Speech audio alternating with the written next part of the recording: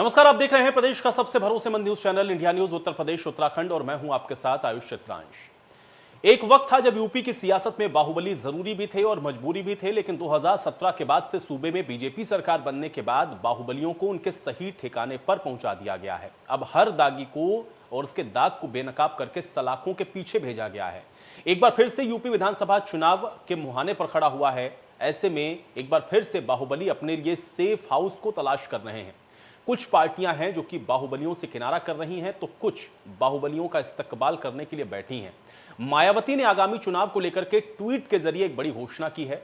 इसमें यह कि बीएसपी का आगामी यूपी विधानसभा चुनाव में प्रयास यह होगा कि किसी भी बाहुबली या माफिया को पार्टी से चुनाव न लड़वाया जाए। इसके लिए मऊ विधानसभा सीट से अब तक मुख्तार अंसारी का नहीं बल्कि यूपी के बीएसपी अध्यक्ष भीम राजभर का नाम फाइनल कर दिया गया है। मायावती के ऐलान के साथ ही यूपी में एक बार फिर से बाहुबलियों में पावर गेम भी शुरू होने लगा है, क्योंकि मायावती ने मुख्तार से किनारा किया तो एआईएमआईएम ने तुरंत मुख्तार को लपक लिया। ऐसा लग रहा है जैसे ओवैसी इसी इंतजार में बैठे थे। अब अतीक अहमद की पत्नी को पार्टी में लाकर ओवैसी पहले ही यह साफ कर चुके हैं कि उन्हें बाहुबलियों का साथ पसंद है। हालांकि मुख्तार अंसारी के भाई सिकबतुल्ला पहले ही सपा यानी कि साइकिल का दामन थाम चुके हैं। ऐसे में मुख्तार किधर जाएंगे ये अभी कहना जल्दबाजी होगी, लेकिन जिस तरह से यूपी चुनाव से पहले पार्टियां बाहुबलियों पर दांव लगा रही हैं, उससे तो यह साफ जाहिर होता है कि यूपी में भले ही विकास के मुद्दे पर चुनाव लड़ने का दावा हो रहा हो, लेकिन सत्ता के केंद्र में तो बाहुबली हैं। ऐसे में सवाल तो बनता है कि सियासत में क्या बाहुबली जरूरी है या फिर मजबूरी है? क्या 2007 के फॉर्मूले पर अब मायावती चल रही हैं? ओवैसी को क्या बाहुबलियों का साथ पसंद है और क्या 2022 में बाहुबलियों का सफाया होगा? इस पर सवाल तो बनता है।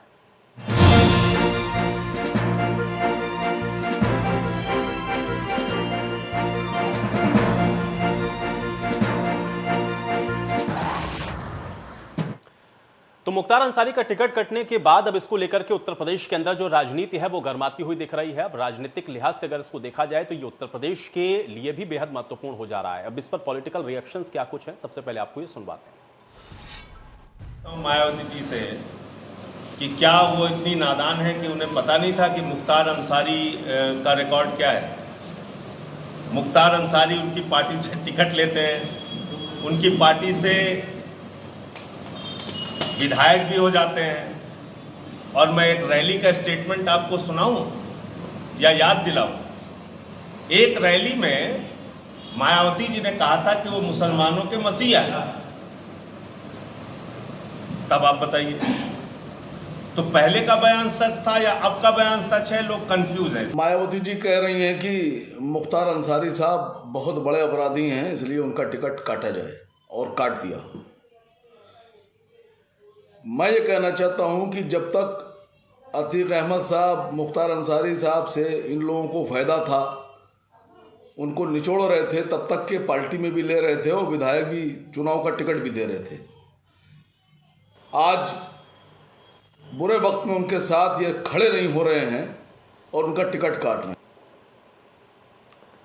तो आप सुन रहे हैं कि हालांकि बाहुबली अब जरूरी है या मजबूरी, ये तो पॉलिटिकल पार्टियां इसको बेहतर समझ रही होंगी, लेकिन हाँ ये बिल्कुल तय है, क्योंकि जिस तरह से आप देख रहे हैं कि अब बाहुबलियों को पार्टी के अंदर शामिल कराने की होड़ मची हुई है, या फिर कुछ पार्टियां जो कि किनारा करके अपने दामन को या पिछली गलतियों को कहीं ना कहीं ढकने की जो कोशिश है वो कर रही हैं। अब इस पर जनता का साथ उनको कितना मिलता है, इसके लिए इंतजार करिए विधानसभा चुनावों का। लेकिन हाँ, पल पल बदलती हुई उत्तर प्रदेश की राजनीति के अंदर अभी और भी तमाम इसी तरीके के घटनाक्रम आपको देखने को मिलेंगे। लेकिन चूंकि नाम मुख्तार अंसारी का है, बाहुबली के तौर पर मुख्तार अंसारी की पहचान है, और मुख्तार अंसारी अभी भी जेल में है और उनको लेकर के भी कई तरह की बातें। और अब अगर बीएसपी ये कहते हुए अपने दामन को साफ करने में लगी है कि बाहुबलियों को वो टिकट नहीं देगी और उनकी जगह पर अब किसी दूसरे को अगर वो टिकट देकर के चुनाव में लड़ाने में लगे हैं, तो फिर क्या इसको एक नए स्टंट के तौर पर देखा जाए, या फिर जिस तरह से भीम राजभर को वो चुनाव में उतार रही हैं, क्या कहीं राजभर समाज के जो वोट हैं उनके ऊपर एक बड़ा निशाना लगाने की कोशिश मायावती कर रही हैं? क्योंकि अगर आप देखेंगे तो मऊ के अंदर राजभर एक बहुत बड़ा वोट बैंक है, और क्या कहीं उसके फिराक में तो मायावती नहीं है? हालांकि ये बात अलग है कि भीम राजभर को इसके पहले भी चुनाव में एक बार उतारा जा चुका है मुख्तार अंसारी के खिलाफ, लेकिन उसमें भी सफलता भीम राजभर को मिली नहीं थी। लेकिन इस बार अब अगर इस समीकरण को एक बार फिर से बनाने की या उसको कैश करने की कोशिश अगर बसपा कर रही है, उसमें सफलता कितनी मिलती है, इसके लिए भी चुनावों का इंतजार करिए। लेकिन हाँ, एआईएमआईएम के चीफ असदुद्दीन ओवैसी अगर ये कहते हैं कि आइए और आपका स्वागत है, एआईएमआईएम के टिकट पर चुनाव लड़िए, तो सवाल इस बात का है कि क्या अभी भी बाहुबलियों का साथ इन तमाम पॉलिटिकल पार्टीज के लिए जरूरी है या फिर ये मजबूरी है? आज इसी पर सवाल तो बनता है और आज शुरुआत करते हैं। सवाल तो बनता है कि तमाम मेहमान मेरे साथ जुड़ गए हैं, उनका परिचय पहले मैं आपके साथ करवा देता हूं। आलोक पांडे जी हमारे साथ जुड़ रहे हैं, प्रवक्ता हैं भारतीय जनता पार्टी के। आलोक पांडे जी, बहुत स्वागत है आपका। अब्बास हैदर जी हमारे साथ जुड़ रहे हैं, प्रवक्ता हैं कांग्रेस पार्टी के। अब्बास हैदर जी, आपका भी स्वागत। उमाशंकर राजभर जी हमारे साथ जुड़ रहे हैं, प्रवक्ता हैं एसबीएसपी के। उमाशंकर राजभर जी, आपका भी स्वागत। एमएच खान हमारे साथ जुड़ रहे हैं, प्रवक्ता हैं बीएसपी के। एमएच खान जी, आपका भी स्वागत। और विजय उपाध्याय हमारे साथ जुड़ रहे हैं, वरिष्ठ पत्रकार हैं। विजय उपाध्याय जी, आपका भी स्वागत है। एमएच खान जी, सबसे पहले आज चर्चा की शुरुआत में आपसे करूंगा, क्योंकि मायावती जी ने जो ट्वीट किया है वो ट्वीट आपने भी देखा होगा, सब देख रहे हैं, लेकिन अब बाहुबलियों को टिकट नहीं देगी बहुजन समाज पार्टी, ये स्पष्ट कर दिया गया है। मुख्तार अंसारी का टिकट कट चुका है, इसको कैसे देखा जाए? क्या देर से समझ में आया है कि बाहुबलियों की जरूरत नहीं है, या फिर जिस तरीके से आप भीम राजभर को उतार रहे हैं, क्या कहीं उस चुनाव या फिर उस चुनावी वोट बैंक के ऊपर आपकी नजर है? सवाल यह है कि अब मुख्तार अंसारी का टिकट काटने पर क्या समझ में आ रहा है और क्या ये देर से समझ में आया? आपका पहला रिएक्शन चाहूंगा मैं।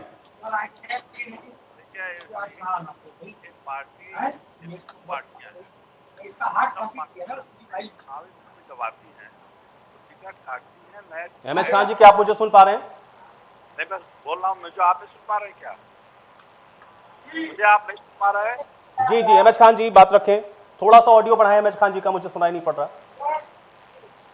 जी, मैं यही कह रहा था कि जब चुनाव वर्ष आ जाता है तो सभी पार्टियां अपने अपने रणनीति तैयार करती हैं और जीतने के हर फल कोशिश करती है। और टिकट काटना और टिकट देना ये एक राजनीतिक प्रक्रिया है। अब आप कह रहे हो दागी तो आपके आदरणीय मंत्री जी हैं, तो 20 मुकदमे उनके ऊपर हत्या तक कहाँ पर 114 लोग भारतीय जनता पार्टी में एमएलए है जो जिसके ऊपर बलात्कार और का सारा मुकदमा लगा हुआ। क्या भारतीय जनता पार्टी ने साफ किया? नहीं, तो बसपा क्या भारतीय जनता पार्टी की पार्टी लाइन पर चल रही क्या? भाई देखिए, मैं तो कोई पार्टी को यहाँ सर्टिफिकेट नहीं दे सकता हूँ, हर पार्टी के अंदर तरह तरह के लोग हो सकते हैं, लेकिन अगर आप ये कह रहे हैं कि आपकी कोशिश ये है, तो सवाल इस बात का है कि मायावती चुनावी रैली में भी इस बात को कह चुकी हैं। अभी संजय सिंह भी वही बात कोट कर रहे थे, वो स्टेटमेंट भी उसको दे रहे थे कि भाई उनको तो मसीहा बता रहे थे आप लोग।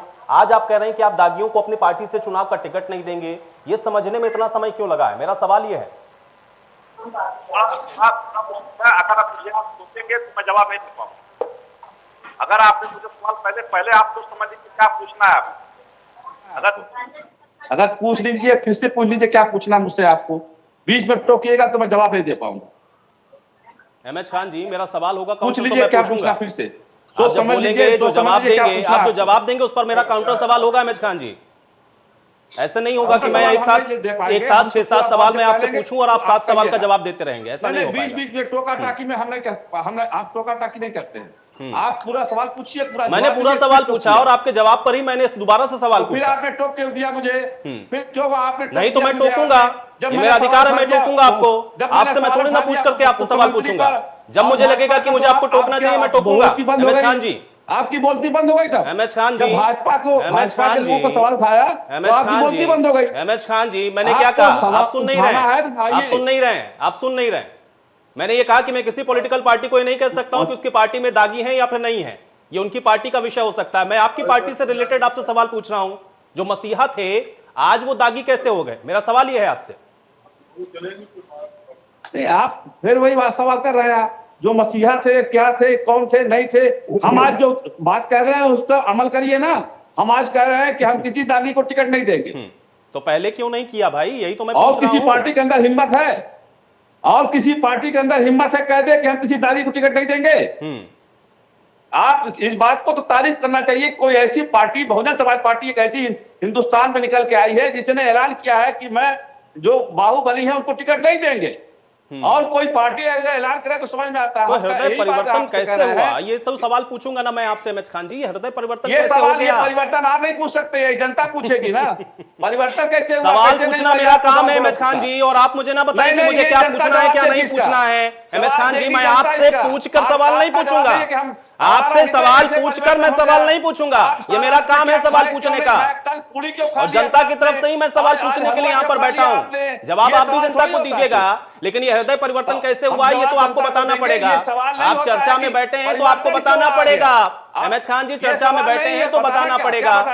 एमएच खान जी चर्चा में बैठे हैं तो बताना पड़ेगा हृदय परिवर्तन कैसे हो गया। ये जरूरी है परिवर्तन। अगर हृदय परिवर्तन हुआ है तो कैसे हुआ ये तो बताना पड़ेगा ना भाई। क्या एंकरिंग कर रहे हैं आप? क्या एंकरिंग कर रहे हैं आप? किसी से बाइस होकर एंकरिंग कर रहे हैं? एमएच खान जी आपसे सीखने की जरूरत नहीं है मुझे, कम से कम बसपा से तो सीखने की मुझे जरूरत नहीं है। आपके पास मेरे सवाल का जवाब नहीं है एमएच खान जी। दिक्कत यह है कि आपके पास मेरे सवाल का जवाब नहीं है। आपके पास जब मेरे सवाल का जवाब ना हो तो आप मेरे प्रोफेशन पर सवाल उठाएं, आप मीडिया पर सवाल उठाएं, आप ये कहते हैं कि मैं किसी का स्पोक पर्सन हूं, लेकिन आप ये नहीं बता पा रहे हैं कि हृदय परिवर्तन कैसे हो गया। आप मुझे ना समझाएं। ठीक है मैंने माना आप तो बड़े नेता हैं भाई, आप तो बड़े नेता हैं। आप मुझे बताएं, मुझे नहीं आती भाई, मुझे एंकरिंग नहीं आती, मुझे नहीं आती। मैंने आपकी बात को स्वीकार कर लिया, मैं आपसे सीख लूंगा, आप मुझे बताइएगा मुझे कैसे करनी है एंकरिंग, मुझे बताइएगा मुझे कैसे करनी, मैं वो सीख लूंगा। मैं सीखने के लिए तैयार हूं, मुझे उसमें कोई आपत्ति नहीं है, मुझे उसमें कोई आपत्ति नहीं है। लेकिन हृदय परिवर्तन कैसे हुआ ये बताइए। यही तो मैं कह रहा हूं, ये कोई सवाल है? हृदय परिवर्तन कैसे हो गया? क्यों नहीं है सवाल? पहली बार क्यों नहीं है सवाल? समाज पार्टी ने क्यों नहीं पूछूं मैं? पहले बाहुबली को टिकट दें और बाद में आप कहें कि नहीं भाई अब हम नहीं देंगे, तो इस पर सवाल नहीं होगा कि पहले क्यों दिया आपने टिकट? पहले क्यों दिया? सुनेंगे पहले क्यों दिया टिकट आपने? मैं कह रहा हूं सुन लीजिए, जो बीत गया उसकी बात मैं नहीं कर रहा हूं। क्यों नहीं करेंगे? आज हमारी पार्टी ने बीत गया उसकी बात होगी। आज हमारी पार्टी ने 2022 के इलेक्शन के आप चुनाव पब्लिक में डोमेन में हैं, आप एक राजनीतिक पार्टी हैं और इसलिए आपका इतिहास आपके साथ जुड़ा हुआ है। जो बीत गया है उसकी चर्चा जरूर होगी और बीत गया है तो इसकी चर्चा फिर मत करिएगा। अगर बीत गया की चर्चा नहीं होगी तो मत याद दिलाइएगा मायावती जी के शासनकाल को आप, क्योंकि बीत गई की बात तो आप चर्चा नहीं करना चाहते हैं। तब तो मायावती जी के शासन की चर्चा आप करेंगे, वो भी तो बीती हुई बात है ना। ये टिकट की बात कर रहे हो भाई, आप शासनकाल की बात करोगे तो चर्चा सब करेंगे।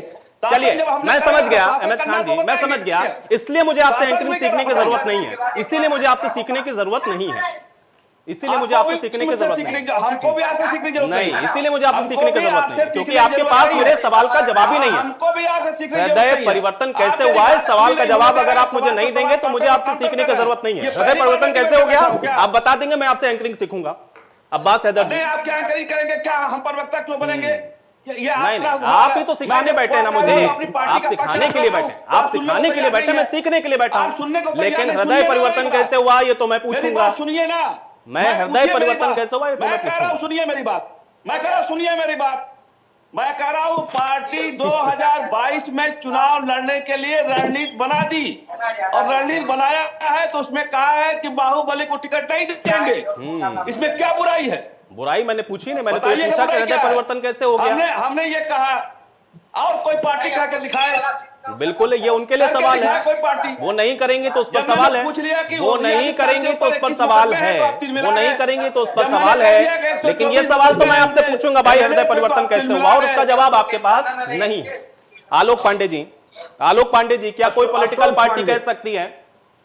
हाँ अशोक पांडे जी, क्या कोई पॉलिटिकल पार्टी कह सकती है भाई? क्योंकि यहाँ पर एमएच खान जी कह रहे हैं कि और पार्टियां तो कम से कम नहीं कर सकती, ये काम बीएसपी ने किया है। हालांकि वो मुझे एंकरिंग भी सिखा रहे थे, मैं सबसे सीखूंगा यहाँ पर, लेकिन आप मुझे ये बताएं कि क्या कोई पॉलिटिकल पार्टी कह सकती हो? और सवाल आपके ऊपर भी उठाए उन्होंने। देखिए मूल बात यह है ना कि ये लोग अब सीखने लगे हैं, जब से योगी जी आ गए हैं ये लोग अब सीखने लगे हैं। अब ये गुंडे को दे, हमारी नैतिक विजय पहली हमारी सरकार की है कि गुंडे बदमाशों को पालने वाले लोग अब गुंडे बदमाशों से दूरी बना रहे हैं। यही तो योगी सरकार की सफलता है। हृदय परिवर्तन हो गया, अब ये वाल्मीकि बनने लगे। इसके पहले मुख्तार अंसारी, इनके लिए महात्मा गांधी थे, अतीक अहमद डॉक्टर लोहिया थे, विजय कुमार विजय मिश्र बड़ी चीज थे। आज ये लोग योगी जी की सरकार आई है, हमने कहा था कि अपराधी आगे आगे बुलडोजर पीछे पीछे, उनके जो सहयोगी भी होंगे उनके खिलाफ भी हम कार्रवाई करेंगे। और अभी एक आरोप लगाया इस साथी ने कि हमारे एमएलए लोगों के ऊपर कुछ आपराधिक मुकदमे हैं। शायद इनको नहीं पता कि पॉलिटिकल धाराएं और आपराधिक धाराएं कहीं होती है। जो भी धरना प्रदर्शन करता है, आंदोलन करता है, उसके ऊपर जो धाराएं लगती हैं वो धाराएं भी अपराध की ही धाराएं लगती है। इसका विवेचन करना पड़ेगा आपको। हमारे यहाँ क्रांतिकारी लोग हैं, आंदोलन के घर से पैदा हुए लोग हैं, तो उनके ऊपर धाराएं लगेंगी। मुख्तार अंसारी महान हृदय परिवर्तित हो गया इनका। समाजवादी पार्टी भी अब मुख्तार अंसारी से परहेज कर रही है, गुड़ से परहेज, लेकिन गुलगुला से परहेज नहीं। उसने भी उनके भाई लेकिन अशोक जी ये डिफरेंशिएट कैसे करेंगे भाई, क्योंकि उन्होंने तो कह दिया भाई दागियों की कोई जगह नहीं है। क्या भारतीय जनता पार्टी ये कह सकती है कि दागी को ना तो वो टिकट देगी ना तो उनकी कोई जगह है भारतीय जनता पार्टी के अंदर? हमारे यहाँ तो तय है कि दागियों की जगह उत्तर प्रदेश के यशस्वी मुख्यमंत्री जी ने खोज ली है। दागी या तो जेल में है या ऊपर चले गए हैं, जिनके नाम पर लोग मूर्तियां लगा रहे हैं। उमाशंकर राजभर जी, असदुद्दीन ओवैसी तो कह रहे हैं कि ठीक है चलिए बसपा ने तो उनका टिकट काट दिया, आ जाइए AIMIM से हम टिकट दे देते हैं, आपकी पार्टी के भागीदार हैं। कैसे देखें इसको? जरूरत है क्या भाई ऐसे बाहुबलियों की आपको? आयुष जी जो है इस बात को याद ध्यान रखिए। देखिए वो तो MIM का अपना स्टैंड है, जो है अपने हिसाब से वो कर रहे हैं, वह भागीदारी संकल्प मोर्चा के संयुक्त प्रत्याशी नहीं है। दूसरी बात, आज तक उत्तर प्रदेश में मुसलमानों का इस तरह शोषण हुआ है। जब वह उपयोग किया, जब वह सपा में रहा तब उसका लोगों ने उपयोग किया। आज आप ध्यान रखिए कि भागीदारी संकल्प मोर्चा एक अलग मोर्चा है, उसमें वह MIM उसकी एक पार्ट है। तो इस बात को आप ध्यान रखिए कि वह उनका लुकआउट है, वह किसको उतारते हैं किसको नहीं उतारते हैं, ये तो MIM तो जो भी होगा भाई वो तो सबकी सहमति से होगा ना। अगर AIMIM भी आपके साथ मिलकर के चुनाव लड़ेगा तो उसका रिफ्लेक्शन आपके साथ भी तो जुड़ेगा ना, क्योंकि आखिर तो आप लोग एक पार्ट है ना। भारतीय जनता पार्टी की भी जो सहयोगी पार्टियां हैं, अगर वो भी इस तरीके से उतारेंगे तो सवाल तो सभी पार्टियों से जुड़ा हुआ उठेगा। क्योंकि आप लोग तो एक साझा कोई मिनिमम कॉमन प्रोग्राम बनाएंगे ना, उसके आधार पर जनता के बीच में जाएंगे। और आप अगर उसमें बाहुबलियों का साथ लेंगे तो सवाल तो उठेगा ना, उससे आप किनारा नहीं कर सकते हैं कि वो उनका विषय हो सकता है, जुड़ेंगे आप भी उसके साथ में। आयुष जी, हमने कहा कि देखिए मुसलमानों का हमेशा शोषण हुआ है, चाहे सपा हो चाहे बसपा हो। दूसरी बात, अपराधी किस पार्टी में नहीं है। आप 2007 में बाबा योगी महाराज को संसद में रोते हुए देखा होगा, उनके ऊपर कितने मुकदमे थे, केशव प्रसाद मौर्य के ऊपर कितने मुकदमे थे। तो कोई पार्टी इससे अछूती नहीं है। तो इस बात को मत कहिए, इस बात को जो है MIM के प्रत्याशी छोड़ सकते हैं। और भागीदारी संकल्प मोर्चा एक अलग मोर्चा है, उसके वह पार्ट है जो है, तो अपने हिसाब से वह किसको उतारते उनका लुकआउट है ना। उससे भागीदारी संकल्प मोर्चा का कोई लेना देना नहीं है, तो कैसे साथी हैं? देखिए साथी है, सवाल नहीं है। हमने कहा कि जो मुसलमानों के हक अधिकार की बात आती है तो सभी पार्टियों ने उनको शोषण किया है। आज किसी विशेष वर्ग की सरकार में किसी विशेष वर्ग, चाहे ब्राह्मण हो चाहे दूसरी मुसलमान हो चाहे दलित हो चाहे पिछड़ा हो, उसको गिन गिन करके इनकाउंटर किया जा रहा है। लेकिन कुछ ऐसे वर्ग हैं जिनको अपराधी के नाम पे आज भी छोड़ दिया गया है। तो उसके बारे में तो हमारे नेता माननीय ओम प्रकाश राजभर हमेशा बात उठाते रहे हैं ना, उस बात को आप ध्यान रखिए। तो इसके खिलाफ भी आवाज उठाएंगे कि नहीं उठाएंगे? आपको लगता है नहीं ठीक है भाई सबने इस्तेमाल किया तो अब इस्तेमाल कर लेने देते हैं AIMIM को भी? नहीं, देखिए इस्तेमाल मैंने कहा कि MIM ठीक है, चलिए भागीदारी संकल्प मोर्चा अपने आप को किनारे कर रहा है, लेकिन आप मुझे बताएं ना कि आपका स्टैंड क्या है, सही है कि गलत है? नहीं, देखिए सवाल नहीं, अगर उनके ऊपर प्रत्याशी तो हमको उनके सपोर्ट में आना ही पड़ेगा। अगर MIM उनको उतारती है तो भागीदारी संकल्प मोर्चा भी उनके साथ में प्रचार करेगा, या कोई इसमें दो राय नहीं है। ठीक है, अब प्रचार करेगा तो यही तो कहेगा ना कि भाई ठीक है मुख्तार अंसारी को वोट दीजिए, हमारे संयुक्त प्रत्याशी हैं ये, तब तो आप साथ में आ गए ना। पार्टी तो रहेगी, या वहां पर AIMIM उनके लिए कहेगी, जहां पर आपके कैंडिडेट होंगे वहां आप कहेंगे, इसलिए उनसे आपका कोई लेना देना नहीं। हाँ, जब सीटें आ जाएंगी तो सब साथ आ जाएंगे। कि उत्तर प्रदेश में मुसलमान, ये बहुत अच्छा तरीका है भाई, ये बहुत अच्छा तरीका है। चलिए ठीक है, होती है तो कोई हक अधिकार देने की बात नहीं करता। ठीक है, अब्बास हैदर जी, कांग्रेस पार्टी से अलग हो सकती है क्या, या बाहुबलियों की जरूरत है?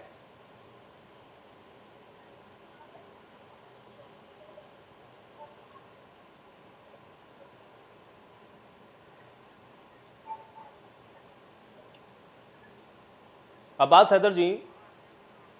हैदर जी, आप अपनी ऑडियो को अनम्यूट करें एक बार। जी, अब आवाज आ रही है? जी, देखिए हर राजनीतिक पार्टी स्वतंत्र है, जिसको चाहे जहां से टिकट दे। जो भी व्यक्ति चुनाव आयोग के नियमानुसार चुनाव लड़ने को सक्षम है उसको टिकट दे सकती है, नहीं दे सकती है। जो बहुजन समाज पार्टी का कदम है उसका मैं स्वागत करता और बेहतर। लेकिन अगर जो है बहुजन समाज पार्टी, अतुल राय जी जो बलात्कार के आरोपी है, उनका भी जो है पार्टी से निष्कासित करते हैं। क्योंकि कांग्रेस पार्टी का अपराधियों के प्रति 0 टॉलरेंस है। अभी हमारे भारतीय जनता पार्टी के प्रवक्ता महोदय कह रहे थे कि जो 114 इनके दागी विधायक हैं वो गंभीर आरोपों में विधायक है। मैं आपको बताना चाहता हूँ, आप कह रहे थे कि धरना प्रदर्शन के आरोपों में नहीं, उनके ऊपर गंभीर आरोप है, बलात्कार और सबसे पहले टिकट कांग्रेस पार्टी ने 114 लोग जो है। ठीक है, और एक बात और, आप सबसे पहले टिकट कांग्रेस पार्टी ने दिया था, नाम नहीं लूंगा, जरा बीच में मत बोलिए। अशोक जी, एक बार अब्बास जी की बात कंप्लीट होने दें, आप उनकी बात का जवाब दीजिएगा, मैं आपको समय दूंगा। ठीक है, अब्बास जी कंप्लीट करें। नहीं बोलता हूँ किसी की भी बात में, आप बाद में जवाब दीजिएगा। एक, आप वरिष्ठ पत्रकार हैं, आप इस बात को जानते हैं कि जब से 89 से कांग्रेस पार्टी की सरकार उत्तर प्रदेश में गई है, बाहुबलियों का राजनीति में वर्चस्व बढ़ा है। कांग्रेस पार्टी का अब्बास जी, मैं वरिष्ठ नहीं हूं, मैं तो सीख रहा हूं, अभी मैं तो एंकरिंग सीख रहा हूं, यहाँ पर और लोगों से भी सीखूंगा भी।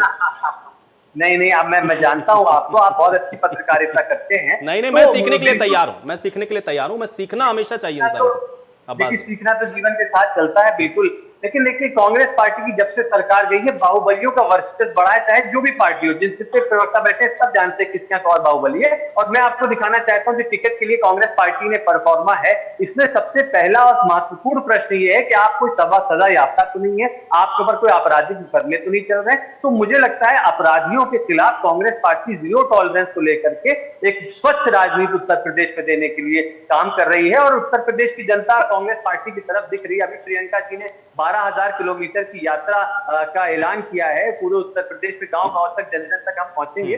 खैर वो एक अलग विषय है, आपके विषय से हटिए। लेकिन मैं देखिए, अगर अतुल, लेकिन अब्बास जी देखिए, हर पार्टी, यहाँ पे जितनी पार्टियां आज भी हमारी चर्चा में जो भी हैं, सब कह रही हैं कि हम भाई बाहुबलियों के सहारे नहीं हैं, क्योंकि हर पार्टी ये कह रही है कि हमारा दामन धुला हुआ है। लेकिन कथनी और करनी में अंतर फिर नजर आता है। जब चुनाव का टाइम आता है, जब टिकट वितरण होता है, तब दिखता है उसमें कि हाँ भाई किसको कितने ने, किस लोगों ने किस तरीके से टिकट दिया है। ये कैसे इंश्योर करेंगे, क्योंकि आपने प्रोफार्मा तो बना दिया, लेकिन चुनाव आते आते कहीं ऐसा तो नहीं कांग्रेस पार्टी को भी जरूरत पड़ जाएगी? बहुत अच्छा सवाल पूछा आपने। देखिए, कांग्रेस पार्टी तो अपराधियों की न कभी जरूरत रही है, ना हमारी पार्टी में अपराधी है, ना उनकी कोई जगह है। और कांग्रेस पार्टी जनता से जुड़े हुए लोगों को, जो जमीन से जुड़े हैं, उनको चुन चुन के टिकट देगी इस 2022 के चुनाव में। और देखिए, मैंने अतुल राय जी का बात रखी, भारतीय जनता पार्टी में 114 दागी विधायक हैं, तो इनके 325 जीते थे 17 में। तो देखिए, हर पार्टी दागियों से भरी है। कांग्रेस पार्टी में ऐसे लोगों की बिल्कुल कोई जगह नहीं है। हम बिल्कुल ऐसे लोगों को पार्टी में जगह नहीं देंगे, ना संगठन में, ना ही। नहीं, लेकिन अब्बास जी, जिसके विधायक ज्यादा होंगे भाई, उसमें ये भी होगा ना कि उनकी संख्या ज्यादा हो जाएगी। जिनके कम होंगे वो क्या गिनाएगा कि हमारे यहाँ दागी हैं कि नहीं है?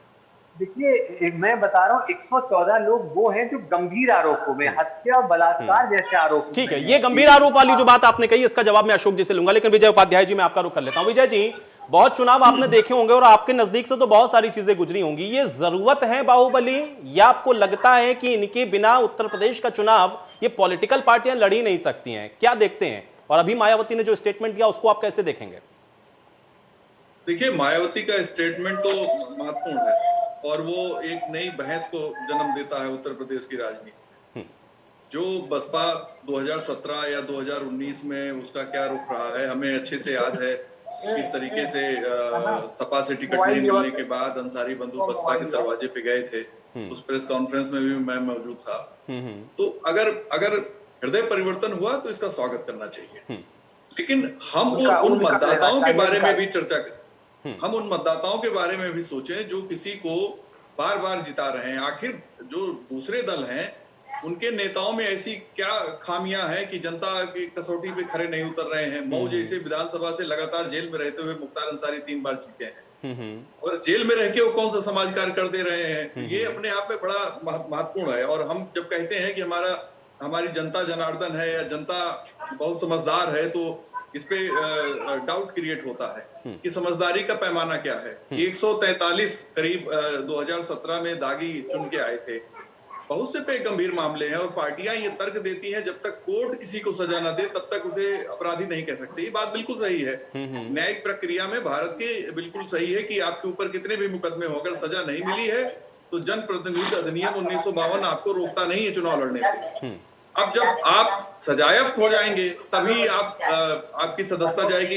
एक विधायक ऐसे इस सरकार में भी, जैसे अशोक सिंह चंदेल, उनको सजा मिली, वहां उपचुनाव हुआ। तो उत्तर प्रदेश में जो सरकार हो, अगर वो चाहती है कि दागी हटे राजनीति से, तो चाहिए ये कि उनके खिलाफ जो मुकदमे हैं वो जल्दी से जल्दी उसमें फैसला कराएं।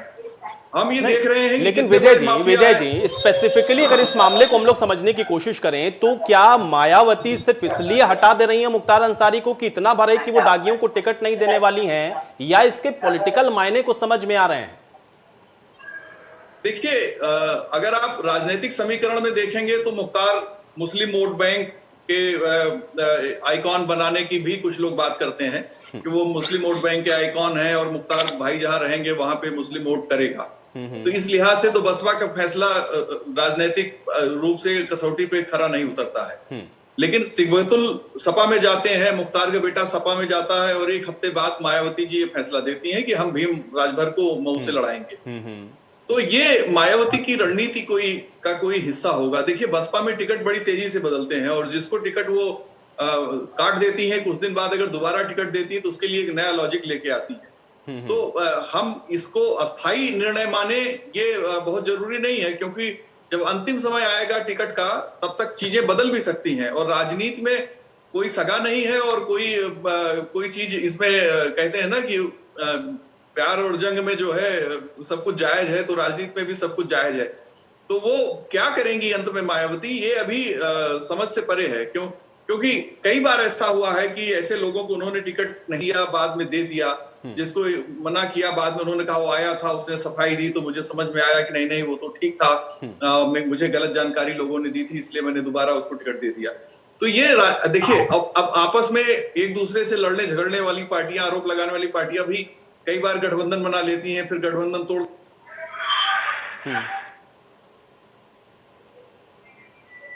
विजय जी आपकी ऑडियो म्यूट हो गई है शायद।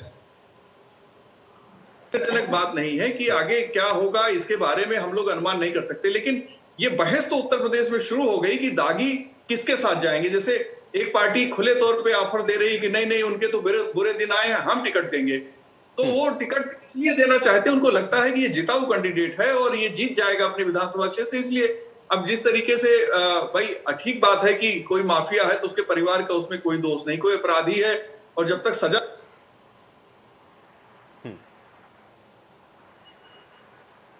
है कि शायद हम लोगों को इस बात का इंतजार करना पड़ेगा कि राजनीति में माफिया को लेके बहस कहां तक और कितनी आगे बढ़ती है। एमएच खान जी, ये स्थायी फैसला है या नहीं, इस पर भी सवाल है विजय उपाध्याय जी के। कम से कम वरिष्ठ पत्रकार हैं, उनकी बात पर तो आप रिएक्ट कर ही सकते। मैं तो नौसिखिया हूं। नहीं, मैंने नौसिखिया तो आपको कहा ही नहीं।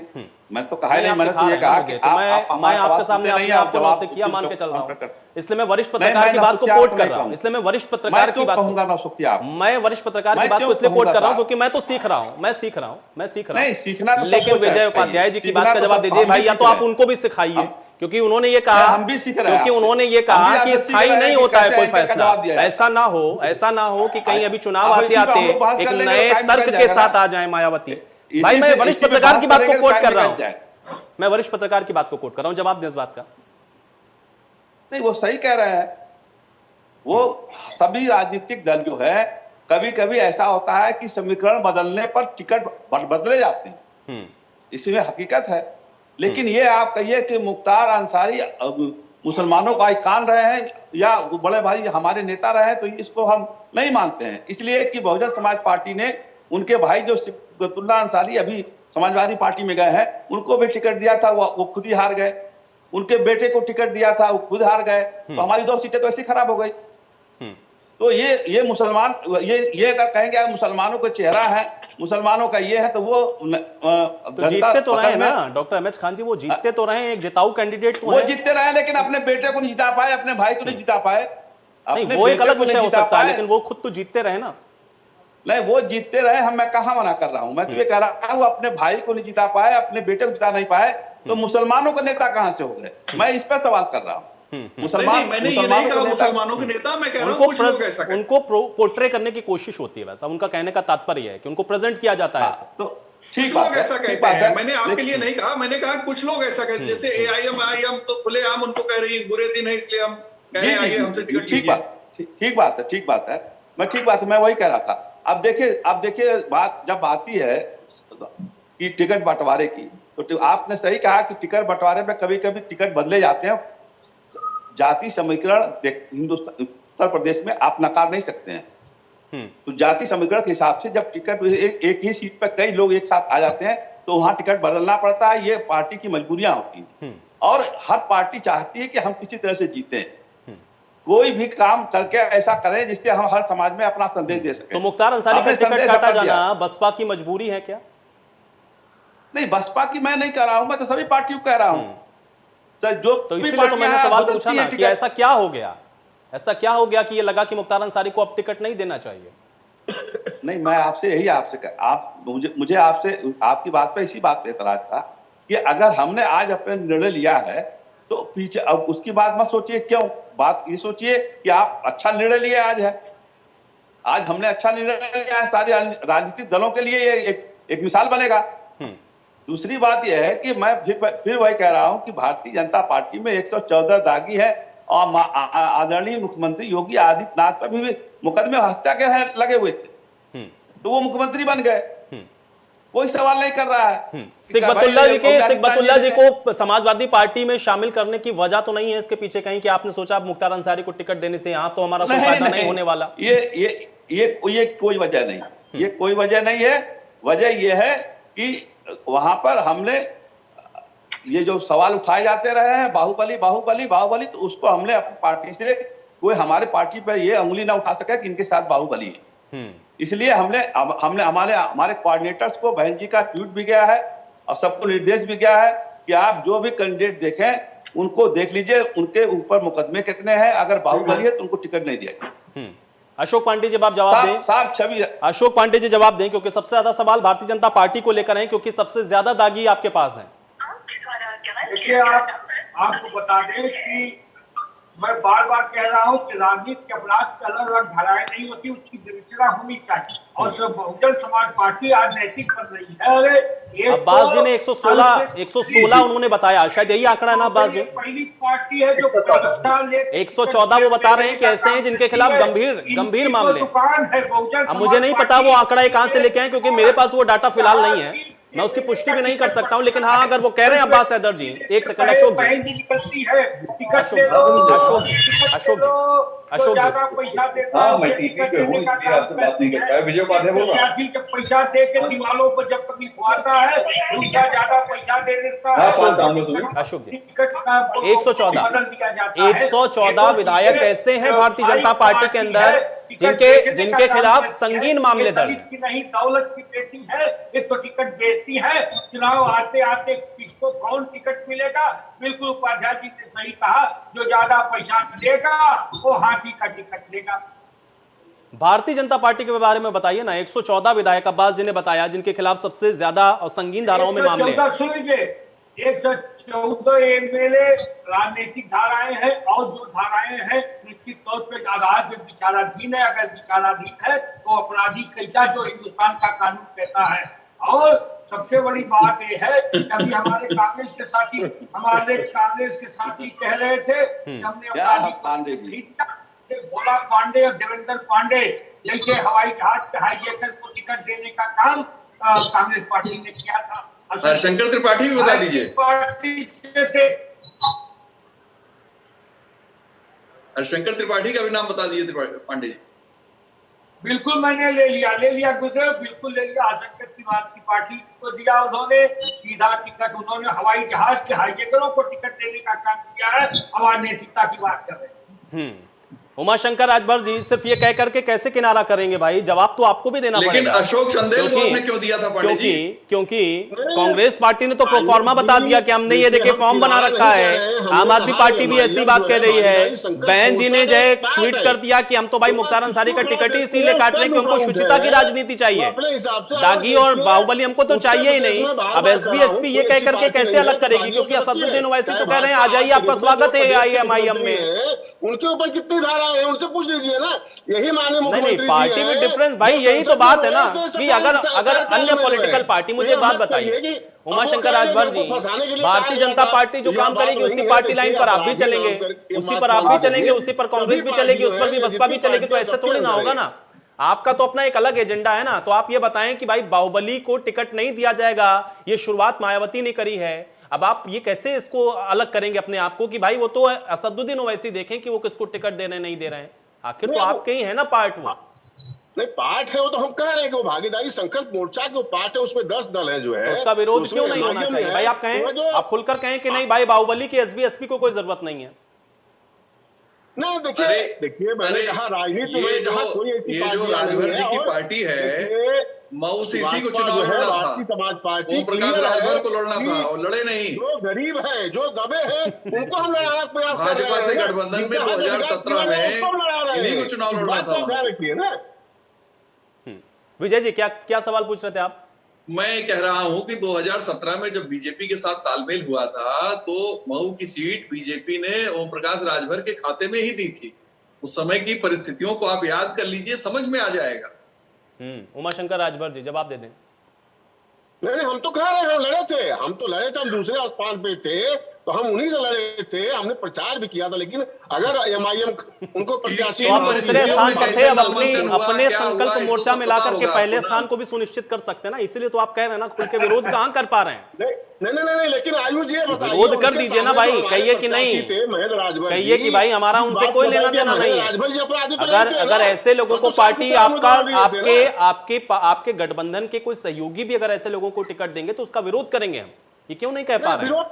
विरोध का सवाल नहीं, वो उनका लुकआउट है, वो अपने सैद्धांतिक हिसाब से चलाते हैं, उनका चलना। अच्छा, उनका सिद्धांत अलग है, उनका सिद्धांत अलग है, आपका अलग है, और एसबी एसपी का अलग है। मतलब 3 सिद्धांत जनता को आपको समझाने पड़ेंगे ना, कि आपकी पार्टी का सिद्धांत अलग है, ओवैसी जी की पार्टी का सिद्धांत अलग है, वो समझाएंगे अलग, और फिर एसबी एसपी का सिद्धांत क्या है ये भी जनता को समझाइएगा।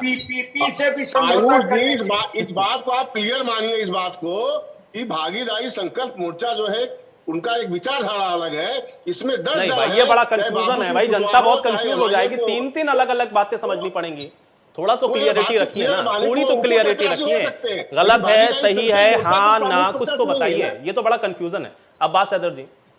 जी देखिए ऐसा है, आप अगर मायावती जी का ट्वीट पढ़ें तो उसमें उन्होंने शब्द लिखा है कि अब इनको टिकट नहीं दिया जाएगा, इनकी जगह इनको टिकट दिया जाएगा। तो मैं ये जानना चाह रहा था बहुजन समाज पार्टी से, क्या आज जो है इनके खिलाफ कोई मुकदमे में कोई सजा हुई है, इनको जवाब नहीं दिया जाया था? क्या 2017 में ये अपराधी नहीं थे? क्या आज ये अपराधी डिक्लेयर हुए जो इनको सजा हुई?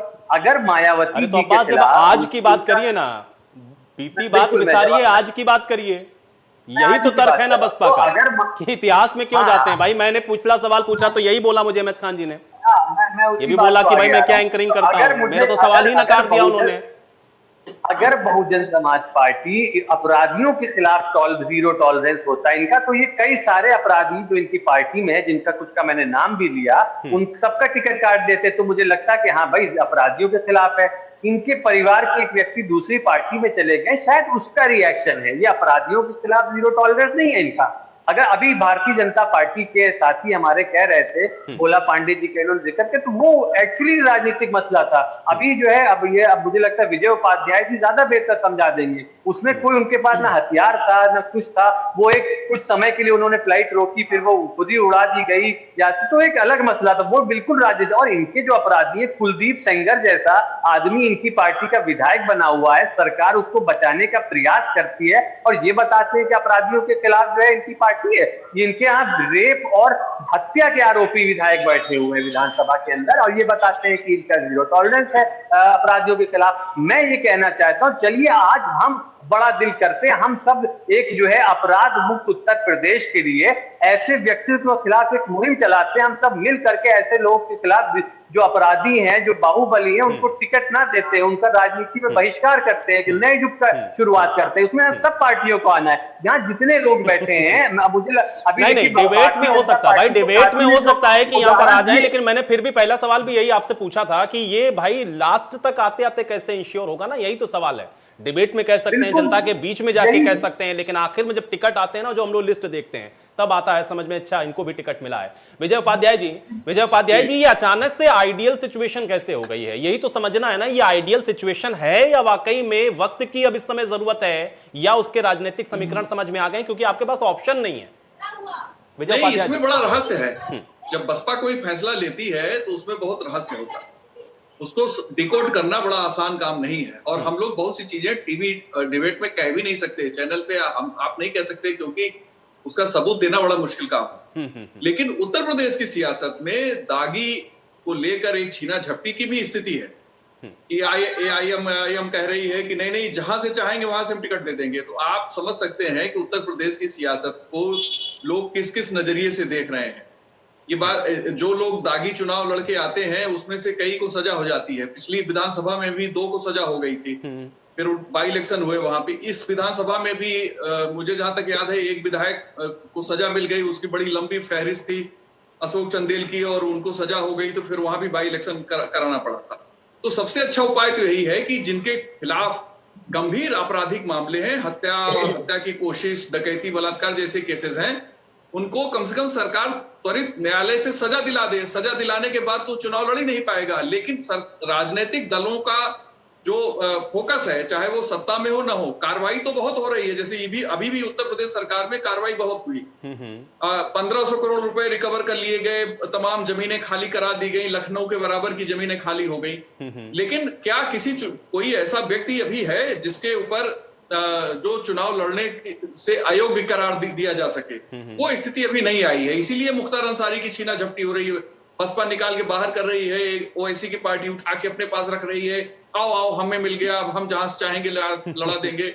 और अतीक के परिवार को अडॉप्ट कर लिया उन्होंने, कहा कि हम इनके साथ हैं। मुख्तार का परिवार सपा में जा चुका है। तो जो ये परिस्थितियां हैं, ये जिनके खिलाफ आपराधिक ढेर सारे मुकदमे हैं, जिनके खिलाफ लोग गवाही देने में, आप कृष्णानंद राय हत्याकांड में किसने कृष्णानंद राय को मारा?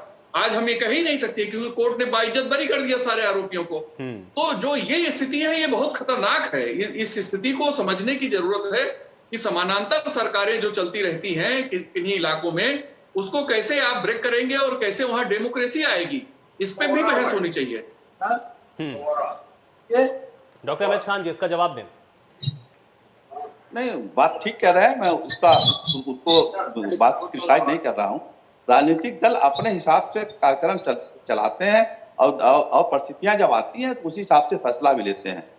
कितनी बार होता है कि आदमी टिकट दे दिया है और मौके पर नहीं पहुंच पाया और दूसरे आदमी को टिकट दे दिया जाता है कि जाओ तुम पर्चा भर दो। तो ये सब राजनीतिक प्रक्रिया है, इसमें चलती रहती हैं। लेकिन ये सब कहना कि जैसे MIM की बात अभी पत्रकार महोदय ने कही, तो ये बताइए MIM का यहाँ कोई कारपोरेटर भी है, कोई सभासद भी है, और कहां से जहां से चाहेगा वहां से लड़ा देंगे। ये सुहेल दो ये। लेकिन डॉक्टर एमएच खान जी, अभी भी बहुत सारे लोग ऐसे हैं बसपा के अंदर, क्या उनका टिकट कटेगा? नहीं, जो कौन से लोग, नाम बताइए।